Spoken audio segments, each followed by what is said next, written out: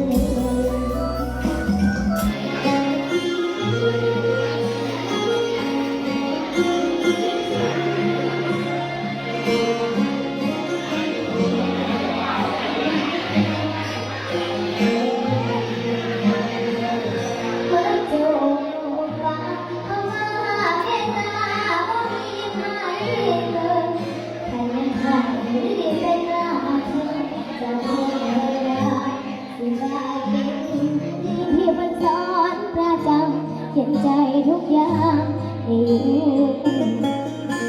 เพิ่นสร้างเพิ่นแปลงว่าจนแข็งแรงศาลาหลังบักใหญ่เป็นผู้นำทำมาสู่ดวงใจเดี๋ยวเบิ่งมองใดก็มีแต่ความร่มเย็นอยากให้มาเห็นวัฒนธรรมญี่ปุ่นน้ำกันเพิ่นแต่งไว้ปานเมืองสวรรค์สวดมนต์ทุกวันพาให้เห็นใจ